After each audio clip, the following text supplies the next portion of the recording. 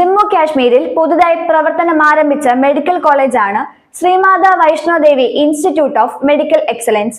ഈ medical college ഇപ്പോൾ മതം, രാഷ്ട്രീയം, ഭരണഘടനാ മൂല്യങ്ങൾ എന്നിവ തമ്മിലുള്ള സംഘർഷത്തെ ദൗർഭാഗ്യകരമായ ഒരു പുതിയ തലത്തിലേക്ക് എത്തിച്ചിരിക്കുകയാണ്.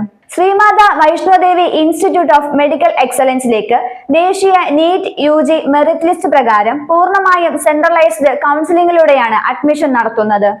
എന്നാൽ ആദ്യ ബാച്ചിലേക്കുള്ള അഡ്മിഷൻ ലിസ്റ്റ് പുറത്തു വന്നതോടെ സംസ്ഥാന BJP സമരപാതയിൽ രണ്ടും കൽപ്പിച്ച് ഇറങ്ങിയിരിക്കുകയാണ്.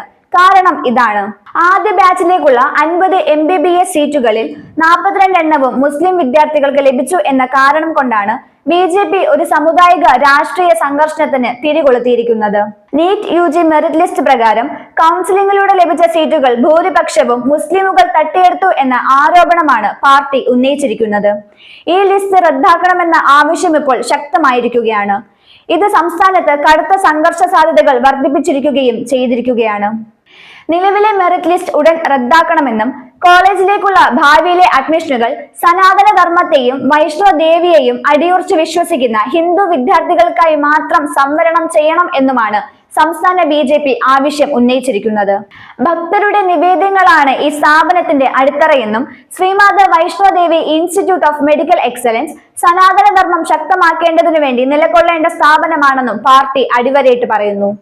അഡ്മിഷൻ ലിസ്റ്റ് ഉടനടി റദ്ദാക്കണമെന്ന ആവശ്യവുമായി സംസ്ഥാന പ്രതിപക്ഷ നേതാവ് സുനിൽ ശർമ്മയുടെ നേതൃത്വത്തിലുള്ള ഒരു ഉന്നതതല BJP സംഘം ലഫ്റ്റനന്റ് ഗവർണർ മനോജ് സിൻഹയെ കാണുകയും ചെയ്തു.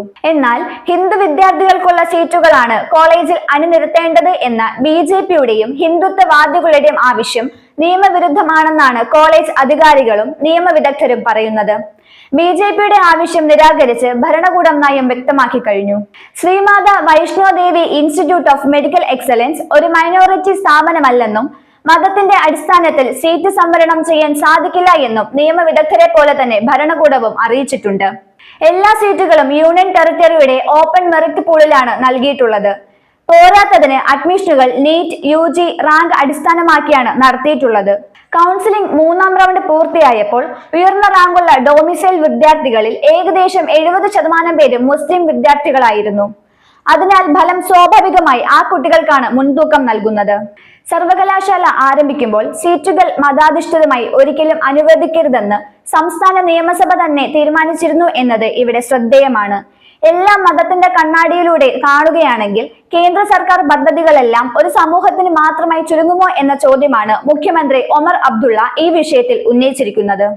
നീറ്റ് അടിസ്ഥാനത്തിലുള്ള പരിപൂർണമായ മെറിറ്റ് പ്രക്രിയയിൽ വിജയിച്ചവരെ മാറ്റി നിർത്തുന്നത് ഒട്ടും ശരിയല്ല എന്നാണ് മുഖ്യമന്ത്രിയുടെ അഭിപ്രായം. സ്ഥാപനങ്ങൾക്ക് മതത്തിന്റെ നിറം ചാർത്താൻ ശ്രമിക്കുന്നത് അപകടകരമായ നീക്കമാണെന്നും അദ്ദേഹം ഓർമ്മിപ്പിച്ചു. വൈഷ്ണോദേവി ക്ഷേത്ര ബോർഡ് ഇതുവരെ വിഷയം സംബന്ധിച്ച് ഔദ്യോഗിക പ്രസ്താവനയൊന്നും തന്നെ പുറത്തിറക്കിയിട്ടില്ലെന്നും അറിയുന്നു. പൊതുസമൂഹം ഈ വിഷയം ഗൗരവപൂർവ്വം നോക്കി കാണേണ്ടതിന്റെ ആവശ്യകത ഏറി വരികയാണ്. ഭക്തരുടെ പണം കൊണ്ട് നിർമ്മിച്ച സ്ഥാപനമാണിതെന്ന ഒരു കൂട്ടരുടെ വാദവും ദേശീയ പരീക്ഷയിലൂടെ ലഭിക്കുന്ന മെറിറ്റിന് മതമില്ല എന്ന മറുവശത്തെ നിലപാടും തമ്മിൽ ഏറ്റുമുട്ടുമ്പോൾ സാമുദായിക ഐക്യം അവതാളത്തിലാകും എന്നതിൽ തർക്കമില്ല.